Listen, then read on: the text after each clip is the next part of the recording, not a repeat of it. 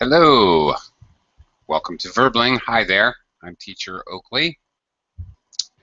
And for the next hour, we're going to be learning vocabulary by learning some idioms. Expressions we learn in English, groups of words that express an idea. These are idioms that are often challenging to learn because you must learn the idiom as a unit, as the group of words, because the whole group of words has a singular purpose or meaning. We'll be looking at these idioms by doing mix and match and fill in the blank exercises. As we proceed through these exercises, I will attempt to explain similar idioms, related idioms, and as well the circumstances in which the idioms are used, because sometimes this is very important. Sometimes idioms are used very generally, sometimes quite specifically under specific circumstances. For example, maybe only in business, or maybe we only use this idiom to talk about other people, never to talk about ourselves, or never to say directly to another person. Things like that. There are certain, sometimes with idioms you have to learn when and where it is appropriate to use it quite often. All right, so we're going to be doing all those things. As always, when I do idioms classes, I'm very interested in hearing idioms from your native cultures, and if you have very similar ones, or maybe one or two references within the idiom are different, please do share them with me. I find it very interesting when we come across idioms that are universal. As Verbling classes, students are from everywhere in the world. It's always interesting when we find that we have commonalities, like idioms used in every language, everywhere, or sometimes very similar but with one different word. Anyway, please do share similar idioms as they come up. Hello, Sung-Ming. Hello, how are you doing? I'm doing okay. How are you today? Today is wonderful. It is. Oh, okay. That's terrific. I'm glad to hear it's so wonderful for you. For me, it's a very rainy, wet, humid, dark. The weather is not quite good on your side. Yeah, it's pretty dark and gloomy outside. I expect a vampire to knock on my door any second. Yeah. It's dark and gloomy and scary outside. Yeah. Yeah, okay, but I'm okay. Yeah. All right. Anyway, welcome to the class. So, Thanks. Ken, hello. Yes, hello. How are you? Hi there. I'm good. Welcome. Okay, gentlemen, we're going to be looking at idioms that reference horses. Of course, horses have a huge part in human life around the world. So anyway, there are a lot of idioms that have something to do with horses. So we're going to start out by looking at a little horse-related vocabulary. Okay, make sure you guys know these things, because we'll see these words here in bold italics later on in the lesson, used in some idioms. Before we get started, let me quickly say hello to Araceli. Hello. Hello, how are you? I'm fine, thank you. Thanks for joining us. Good to see you. Also, I'd like to say hello to Hussein. Hussein. Hello, Cliff. How are you? I'm good. How are you today? I'm doing great, thank you. Excuse me. Terrific. All right, so let's do a few fill-in-the-blank exercises here to figure out the literal meanings of some of these words. Sung-Ming, I'm going to start with you. Just read the sentence and choose the answer you think best fits the sentence. Go ahead. A farm vehicle pulled by a horse is a cart. Yes. Okay, very good. Is a cart. A cart has wheels and the horse pulls it. Very good. Okay, Ken. Number 2. Okay. Cat and dog have paws. Horse have saddle.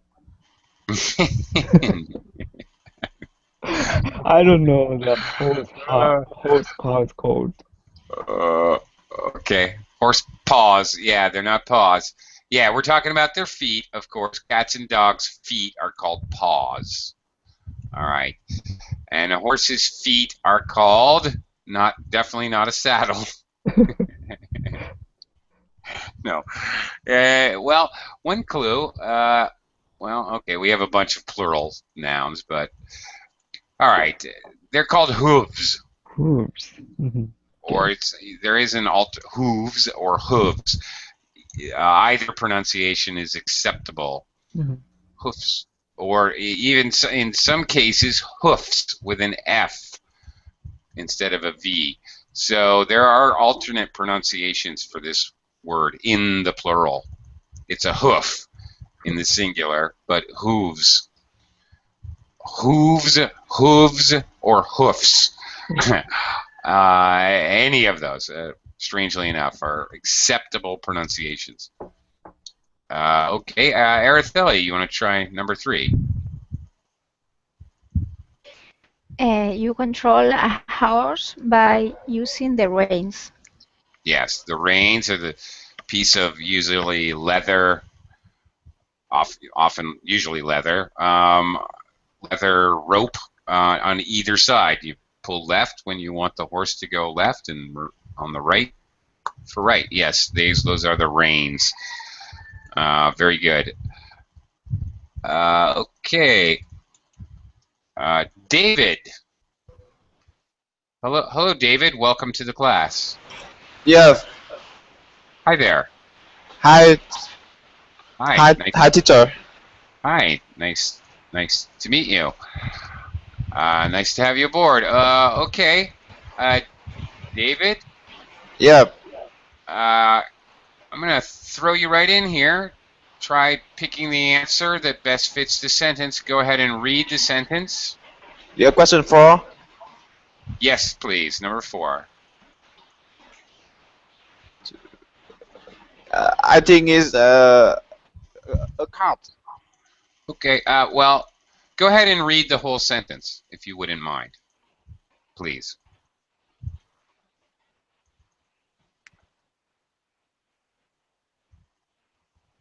Sorry, I can answer this question. Okay. Can you read the sentence? I'll help you with the answer. Yeah. Okay. Horse ran attacks to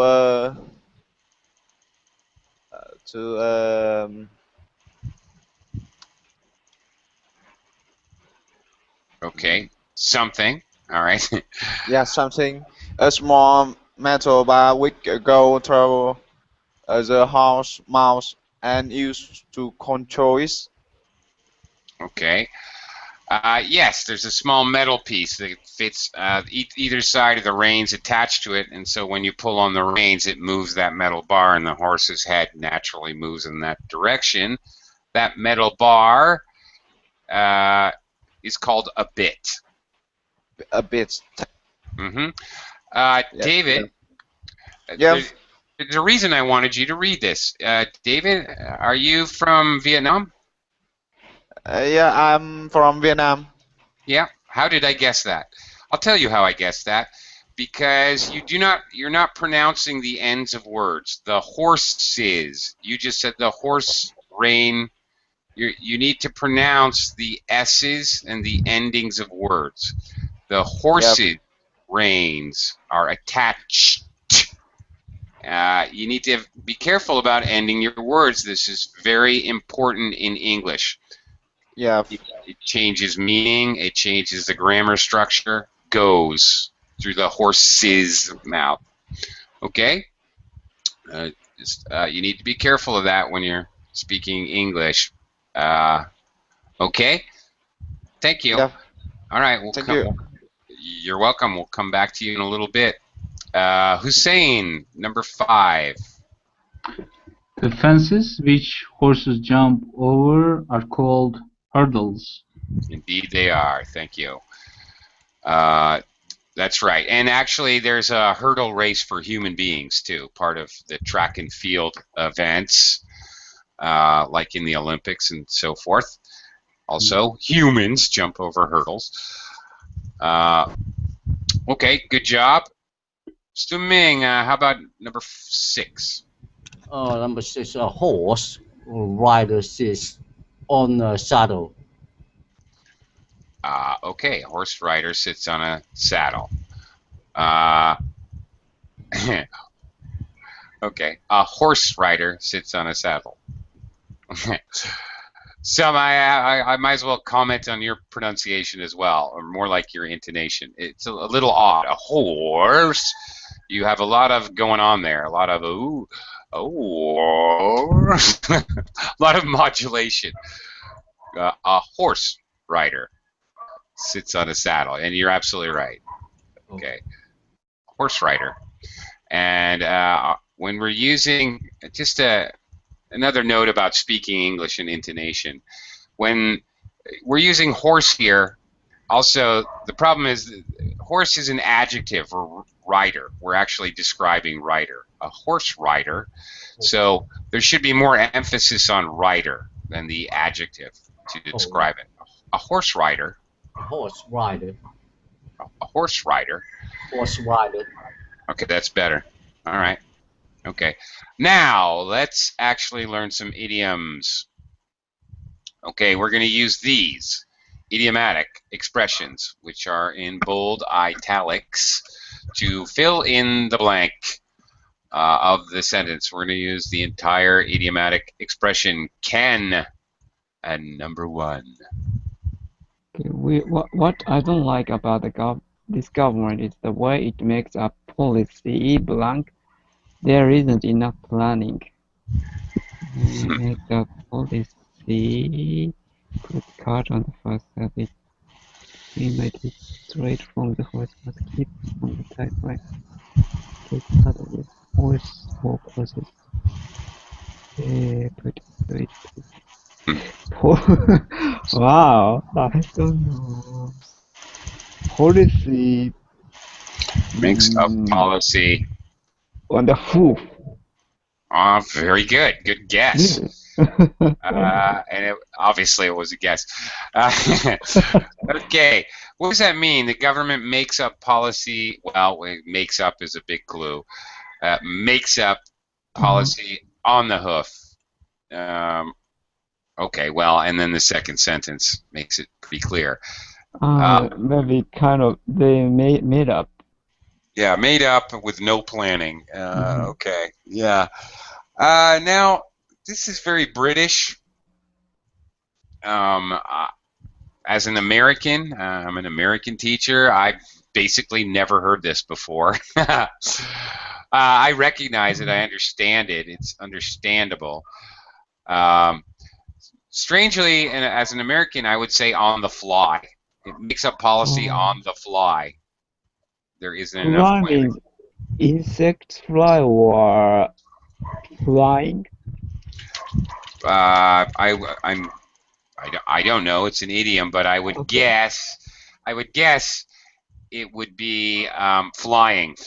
Like on the hoof as the horse is traveling. The idea on the hoof as the horse is on his feet. He's traveling, so you're making up your plan as you're already going along. On the fly, okay, the bird's deciding where he's going as he's already going. So I think that's both are similar concepts. Oh, Araceli, it's the same in Spanish? Interesting. Okay. Yes, more or less. It's like while you're flying, you decide your direction or something like that. Yeah, that's really that's the idea. Okay. Great. And yeah, all right. Sometimes, for example, if I'm called in to substitute teacher for somebody at the last second, I have to make up a lesson on the fly. Just okay. I have no time to pre-plan. Okay, Artheli, number 2. I started a new job last month. It was all a bit strange at first, but I've got blank now and I'm starting to enjoy it. Mm.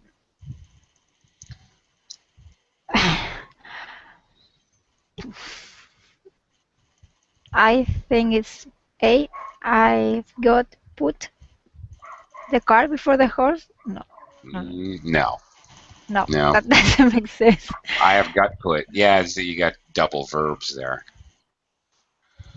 So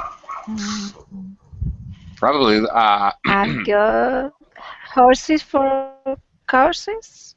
Well, that's better. Now you're looking for an object noun to start with, but it's better grammatically, but still not the right idea. I mean, still not the right answer. It's the right idea. It's not the right answer. Okay. Well, there's only one more that actually. Yeah. Actually has a noun. Okay. Yeah, I've got the bit between my teeth. There you go. Okay. All right. So if you have the bit between your teeth, you've got momentum. You know what you're doing. If the horse has the bit between his teeth, the horse knows what direction they're going. They know what they're supposed to do, and they're on their way. So the bit is between their teeth. They know what's going on now. Okay. So when we're underway and we know exactly what we need to do. Yeah. Artheli? Yes. But does this mean that they are like someone is like directing you, or is it positive, like I know my way and I'm sure about it, or is it like negative, like someone is taking me? No, it's positive. I mean, there's a hint here at the end of the sentence. I'm starting to enjoy it. No, it's positive. Okay, the marketing campaign has really taken off. Sales are starting to go up. I think the marketing department has the bit between their teeth. The bit between their teeth. They're starting to really make progress. All right. The construction company has the bit between its teeth and it's really starting to get some things done. All right. They're making progress finally, and they know what they need to do. Okay. We don't often. Okay, that was difficult for me to say, and I think that was kind of a bad example because we don't usually use it with a they. We usually use it to talk about a specific person, he or she or myself. His teeth, her teeth, my teeth. So we don't act. Okay, this is interesting. Actually, I didn't really think about that until I started saying it. But we don't really say this for a plural entity. The group has the bit between their teeth. I mean, I can say it and it would be understood. But even as I'm saying it, it sounds a little strange to me. I think we don't normally use this to talk about a group. We talk about individuals. So there's a special circumstance with that idiom, I think. Okay, we've had a whole bunch of people join us in the past few seconds, so I'm going to say hello to them. Hello, Nader. Hi. Nice to have you in the class. And also, hello, Dom. Hi, Hookley. Hi, Dom. Nice to see you again. And how do I say your name? Amr? Amri? It's me, Amr from Egypt. Amr. Is that correct? Yeah. It's Amr, yeah. One more time? I'm sorry. Amriya? My name is Amr. Okay. Yeah, it's Amr. Oh, okay. Okay, welcome to the class. Okay, thanks a lot. Thank you. Okay. Okay, we'll get back to you in a little bit. David, David, can you try number 3? Yeah. Let me think about it.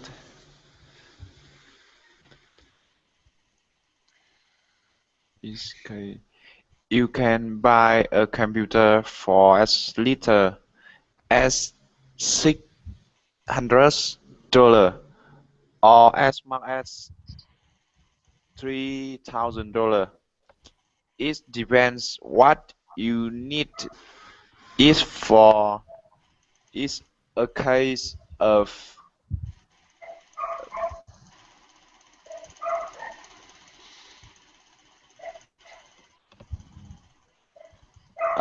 bus. Put the cart before the horse.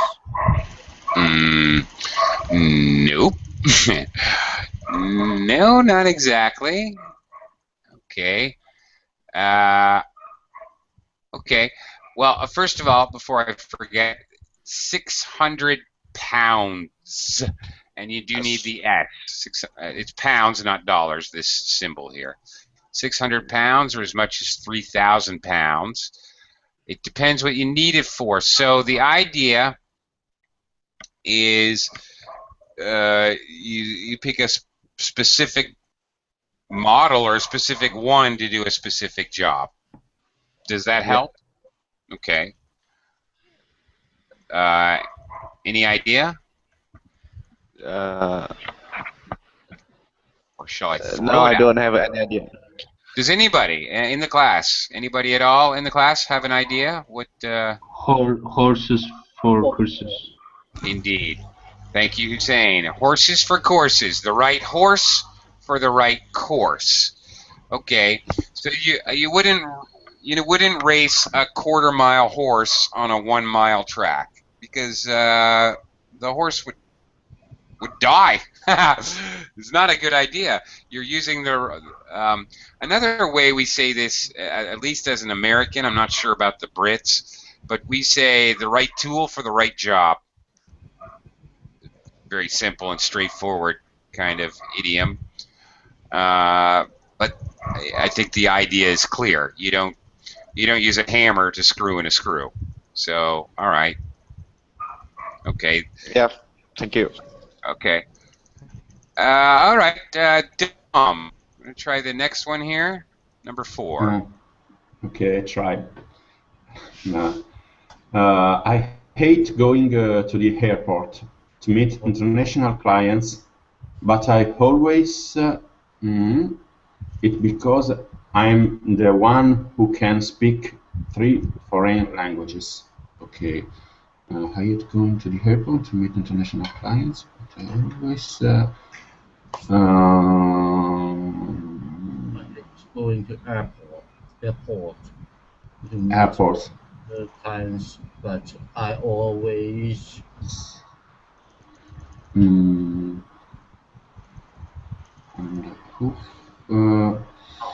don't know. I don't know. Sorry, Okay. but Well, it's okay. Maybe I can help you here. Maybe this will help. The idea of the sentence, he always has to go to the airport. He always gets that job, even though he hates it. He gets it. He always gets the job. All right. Does that help? See. the bit between my teeth. No. No. That's not it. Okay, our idioms today are about horses. When you need a horse to do a job, what do you Keep do? a tight. Maybe keep a tight rein. No. No. Okay. All right. Does anybody know? Let me throw it out to the class. Oh, Nadir's got it. Okay. Get saddled with. Okay. You get saddled with it. You get saddled with a job, specifically. So we use this expression, and it could be at work. You could be talking at work. You could use this talking about really anything. My mother saddled with me with the job of picking up my sister at the airport, or my father saddled me with the job of mowing the lawn and doing the gardening. So you could use this for anything. You are You got choice. Sorry. chosen. You're chosen. Yeah. Yes. You Okay. more like you're forced to do a job that you don't, and the idea is you don't really want to do it. If you don't want to do it, you are the right person to do this job. Yeah, well, maybe. Yeah. Maybe, I don't know. Because in the context, he spoke 3 languages, and Yeah, unfortunately, he's the you one have to do it. qualified, so he has to do Yeah. it. Exactly, that's the idea. Very good. Okay, Hussein, let's look at number 5. Okay. Listen, Jane, do you really think buying a wedding dress is a good idea? I mean, why not wait till he asks you? Aren't you... Can I see the idioms? Sure. Thank you. Can't you... Here's a clue. You may have to change the verb form. Okay. I'm not sure. Yeah. Can't you put the cart before the horse? Maybe? Right. So, yeah, you're going to have to change the verb form. Okay. Aren't you putting the car before the Yes. horse? Perfect. Yeah, because you have the verb to be.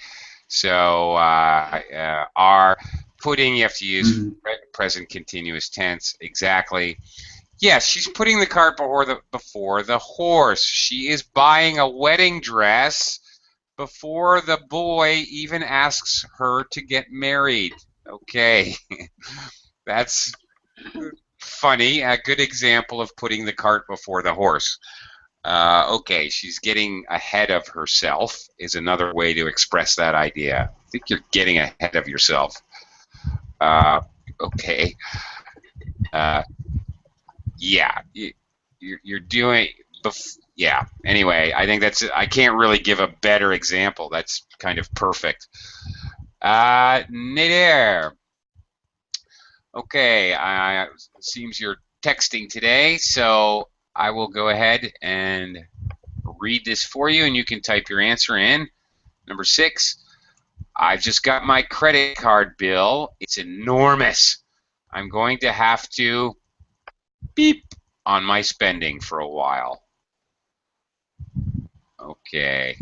I'm going to have to, and you are right, keep a tight rein on your spending. And yes, okay, there's the reins, of course, are the 2 pieces of leather rope that you control the horse with. There's actually a lot of different ways we use reins in a idiomatic way to talk about control. So yeah, a tight rein is control. Since Albert has been the new manager, he has kept a tight rein on his employees. The bridle is the leather straps that go over the horse's head, Nader. And the bit is the metal in his mouth, and the reins are the pieces of rope that go back that the rider holds onto. So they're all parts of the system of the harness, actually. And all of that stuff, we call it tack. Okay. All that stuff, interesting word, is called tack. All of the accoutrements, the ropes and saddles and blankets and all that junk that you need to ride a horse is called tack. Okay, so okay, you have to rein in spending. When you rein in a horse, you pull back on the reins and it stops the horse. So we might also say I have to rein in spending, or I have to rein in my teenage son. He's been out partying every night. I have to rein him in. So pull him in. So there's a number of different ways we use this concept of control and reins, because the reins, again, are how you control the horse. Okay. Suming, back to you, number 7. Oh, believe it's a lot. We're all getting a pay rise next month, and it's not just a rumor. I got it. Mm, mm, mm, mm. Oh. I got it on the hoof. No. No. Uh, Mm, got it. Straight from the horse mouth. Straight from the horse's mouth. Yes. Oh. All right. Now, you know what? I'm not really sure of the history of this idiom. See, it seems strange, but yeah, this good guess. Hard one to guess. Straight from the horse's mouth. Kate told me herself. Because I understand this idiom, I also understand Kate is the boss. Oh. So, straight from the horse's mouth.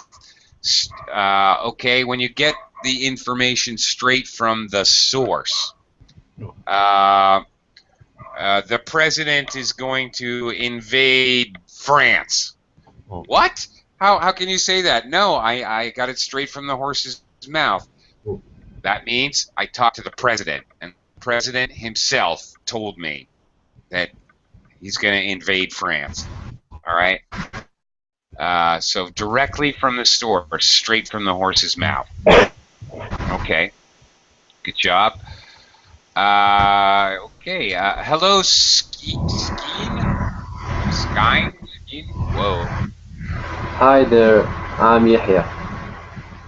Hi. You got a serious problem with background noise there. Wow. Oh my gosh. Yeah, that's quite loud. If you could do something about the background noise, that would be great. Because I can't even hear you. I just hear, whoo. Sounds like you're sitting inside of a vacuum cleaner. Quite loud feedback. Okay. Hopefully you can fix that up. Oh, I don't have a mic. All right. Well, you can either do what Nader does and just type in your answers, or if you can, I don't know, if there's anything else you can do to clean up the background noise. All right. We'll come back to you in a second. I'm going to talk to Am. Am, are you there? Can you? Yes. Yes, you are. There you go. Okay, number 8, please. Okay. I hear you've just splashed out on a new car. Have you been out on the motorway yet to? Yeah.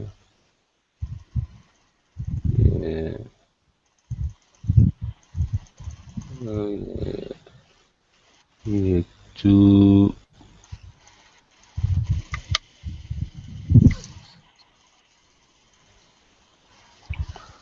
But it's root spaces.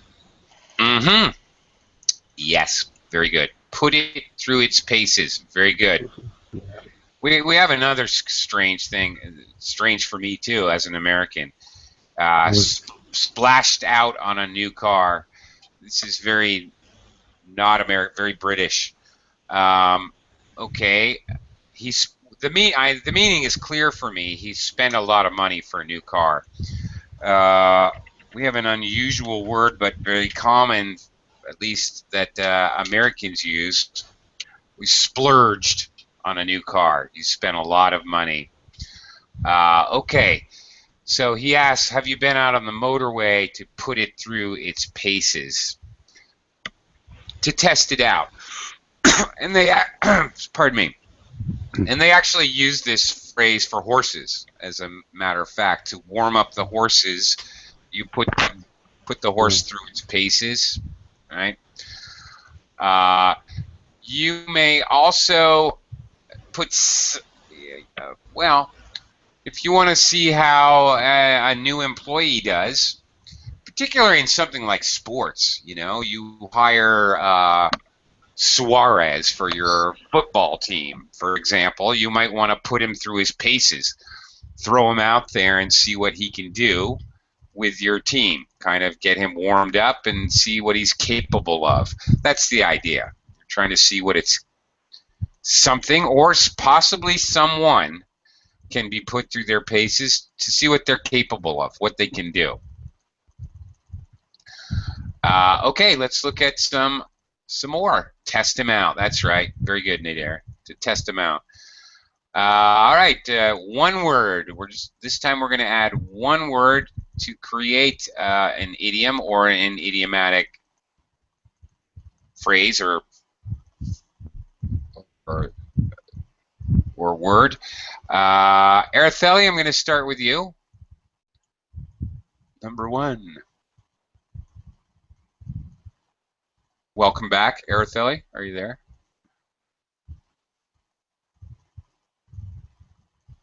Araceli? Number one is no. Maybe there's a delay. Yes. Now I can. Yeah, I can hear you. Manchester United are now 9 points clear at the top of the Premier League. It's turning into a blank horse race. I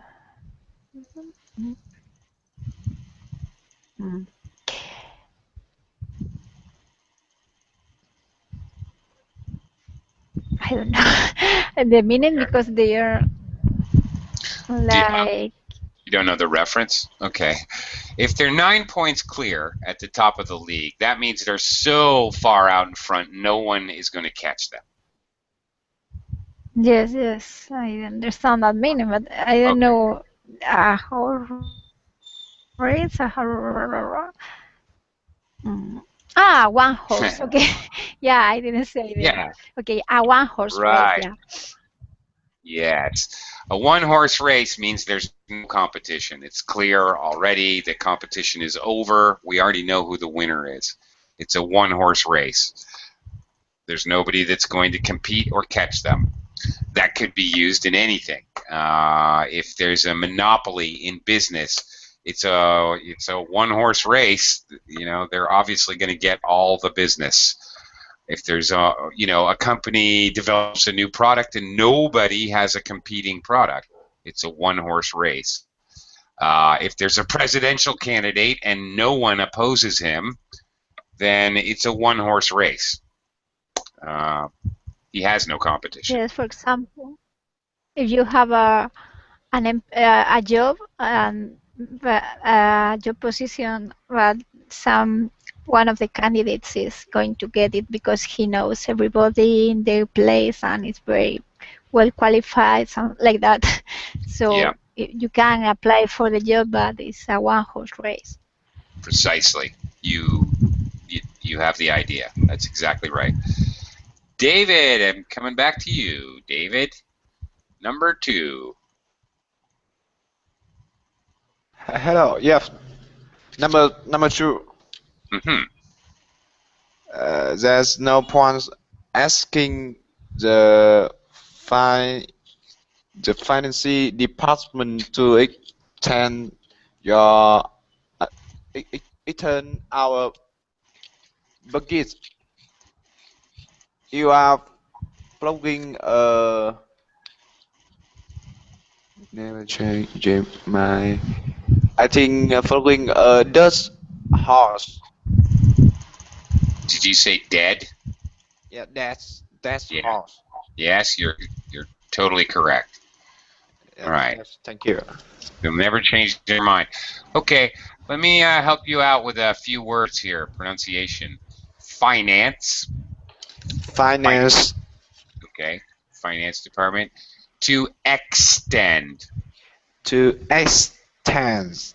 Yes, very good. Now, just to help you out and other people as well, I know EX is confusing because sometimes it sounds like X, like EKS, X, and here it's extend, X. and sometimes it looks like egg. I'm sorry, it sounds like eggs. Exaggerate, for example. I know that's very confusing. I realize that. And then the last one here, extend our budget. Budget. Budget. It's just a j sound. Budget. Okay. Now I want to also add flogging a dead horse. Very British. Americans beat a dead horse. And I do want to say this is a really super common idiom. You're just beating a dead horse. Okay, you're wasting your time, and we use this widely in a wide variety of circumstances. If we think that someone is completely wasting their time and it's what they're doing is pointless, you're just beating a dead horse. Okay, and whatever the circumstances are. Okay. Number 3, Dom. Okay. Just because you've been to university and I haven't, you think you can get on your maybe I try. I don't know. I hide horse every time we discuss something where you're wrong. You are correct. Well, you are right, Dom. Okay, your high horse. Yes. When I was a child and I would try to express that my parents or my grandparents were wrong and tell them, explain to them why they were wrong, they would tell me to get off my high horse. Get off your high horse. Yes, I think it's mean that one person came on the podium. I don't know where the platform more height without ours because it's think yourself more that he have more culture instead of others. Yeah, more everything, more money, more culture, more intelligence. Yeah, that's right. A person on their high horse feels superior. All right. Yeah, feels superior. Yeah. Right, for whatever reasons. So, okay, so you often hear this with the negative version of the idiom. Get off your high horse. Well, what do you? There's no need to get on your high horse and preach to me. Okay. Often it's negative, and often it's to tell somebody that they're being basically conceited and condescending. All right. When you speak down to people, you condescend to them. So they may say back to you, "Get off your high horse. Why are you condescending to me?" Right. Now, Nadir brings up a related idiom in their ivory tower. Yeah, I think the concept is pretty much the same here. You think of yourself as elevated. You need to get out of your ivory tower. He puts himself in an ivory tower. Okay. But I would say that the whole ivory tower idiom we use for somebody like, I don't know, a very wealthy man, who's really rich. He puts himself in an ivory tower, so he seals himself off. And the idea that he thinks he's superior is still there, but it's more of a kind of he seals himself off and doesn't talk to people because they're beneath him. I had a boss like that once. He refused to speak to any of the employees. He wouldn't.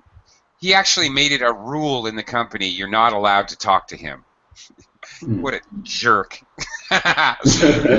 So he sealed himself off. He separated himself. That's right. He sealed himself off in an ivory tower, and he couldn't. Not humble. Yeah, he's not. No, he definitely wasn't humble, and he wouldn't even lower himself to say hello to an ordinary worker.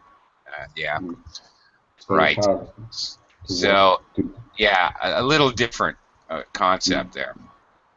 Mhm. Similar, but yes, the idea that he separates himself from everyone else is the ivory tower. The high horse, you're right there with them, and you're telling them all how great you are and why you know that you're right.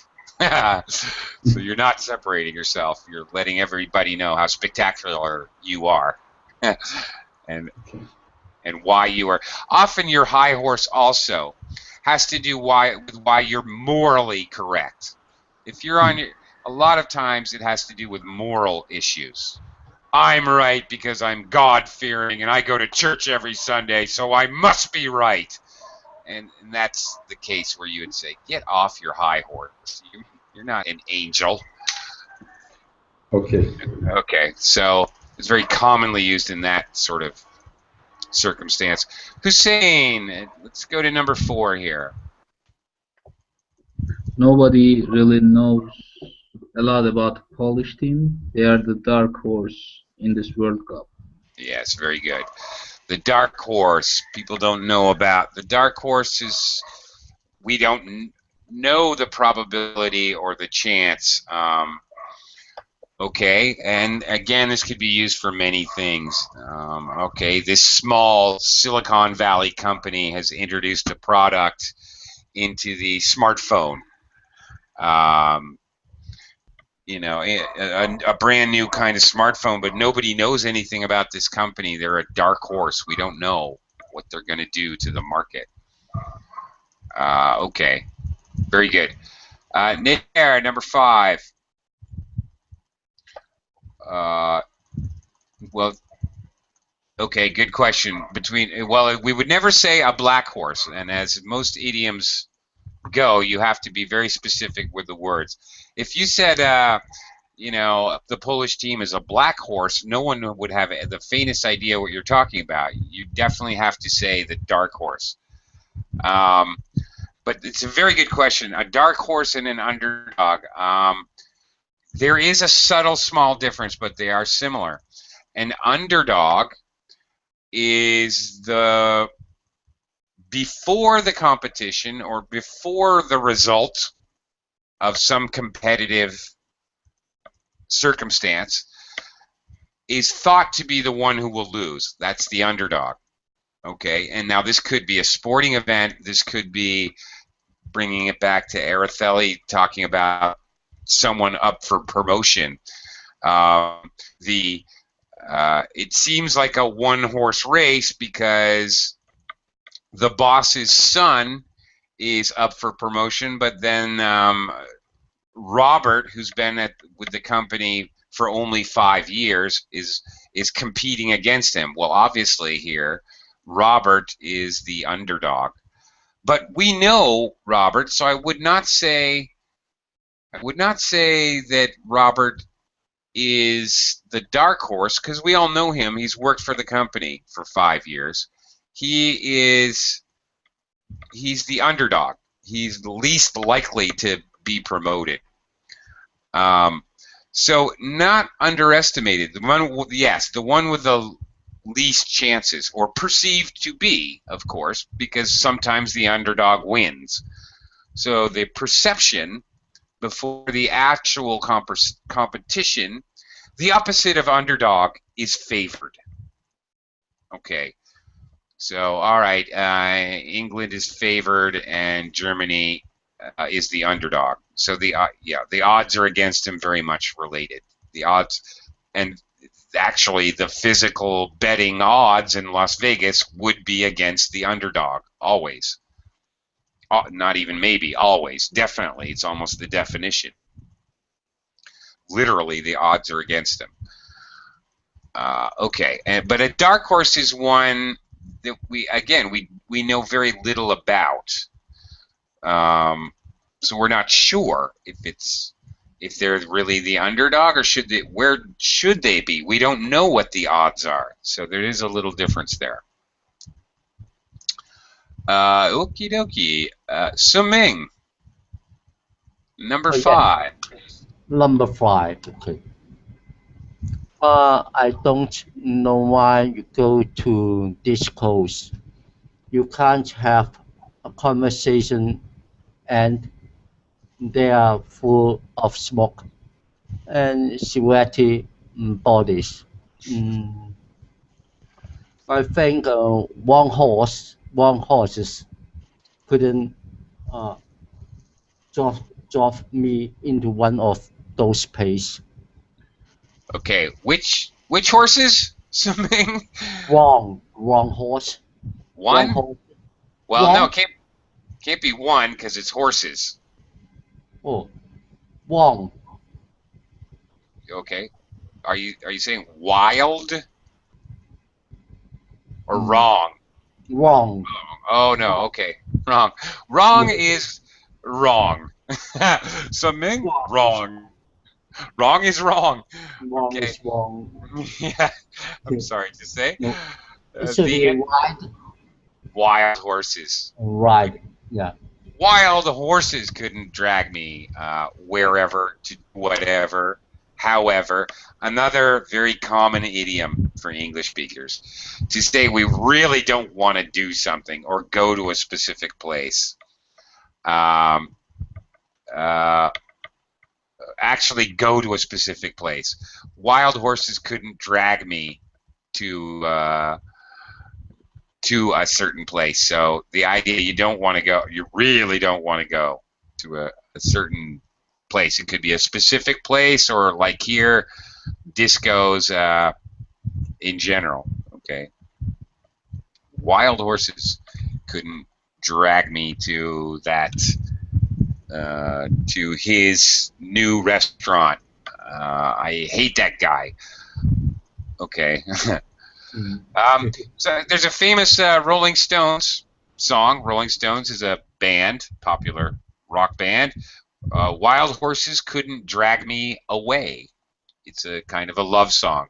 Wild horses couldn't drag me away from the woman he loves, is the idea. Okay. The last one here.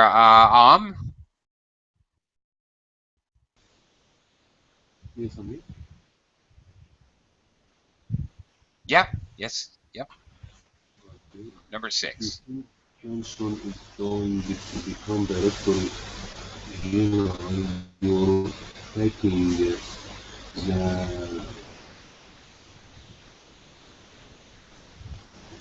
one horse.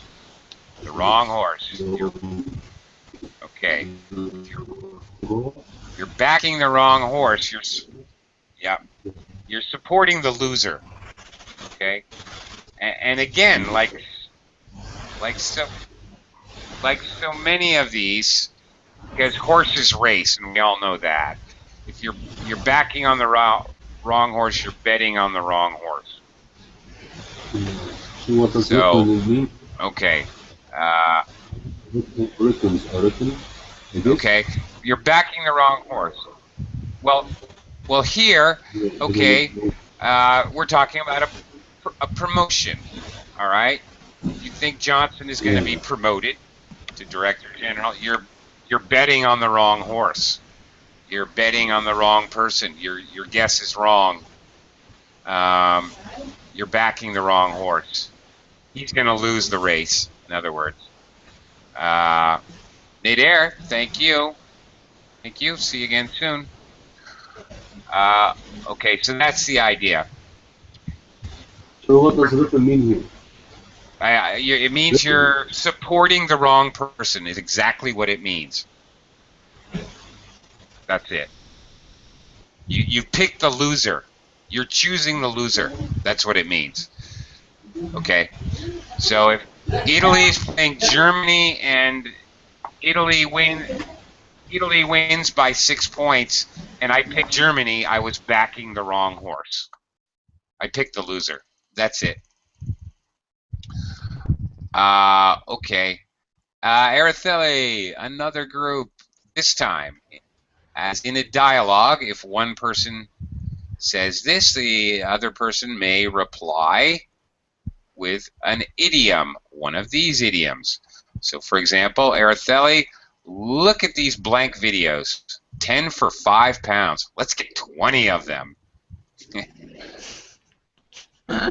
Yay. Hold your horses. They might be useless. Exactly. Hold your horses. Wait a minute. This again. This is also extremely common for English users. Wait a minute. Hold your horses. Okay. Slow down. Hold your horses. Very good. Dom. So you've decided to take early retirement, Dom? Okay. Yes, I've been manager here for 20 years now. It's time to hand the reins over to someone younger. There it is again. Hand over control. The reins represent control. That's Yes. right. So very good. That's perfect. Hussein, are you hungry? Yes, exactly. I can eat a horse. You can? Physically? Yeah. Yeah. No, just imagination. All right. Yes, I could eat a horse. I'm so hungry I could eat a horse. The whole phrase is very common. Or sometimes we shorten it and just say, I could eat a horse. I'm starving. I can Okay. eat like a pig. I can eat like a pig. Well, we say that. Okay. Now the difference is we usually say about ourselves. Yes. I could eat a horse. I could eat a horse. We usually say about someone else, he eats like a pig. It would be very rare to say, I eat like a pig. He eats like a pig. We're talking about his eating habits. He eats too much. He eats like a pig. So obviously not a nice thing to say. So I would not say I could eat like a pig. We would never say that. It's like an insult or something. It is an insult, most definitely. Absolutely. Definitely. Was your idea accepted by the meeting? No, there was a legal objection. I'm afraid it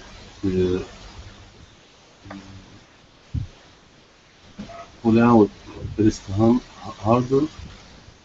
It fell out at the first hurdle, or maybe fell down at the first hurdle, or sometimes just fell at the first hurdle. We say that different ways, but yeah, it fell at the first hurdle. So we often talk about hurdles being like barriers, being things we have to jump over.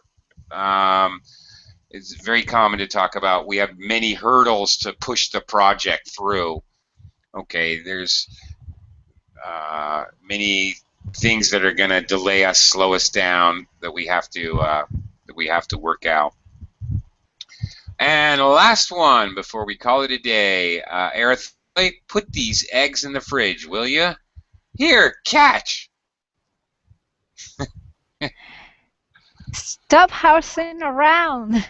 Jim, you're going to break something. All right, very good. Children horse around. Don't horse around near the pool. You'll fall and break your head. Okay. Horsing around, yes. Kind of acting like a child. Physical play. Throwing eggs, for example, here. Playing recklessly. You're horsing around. Okay. And that will about do it.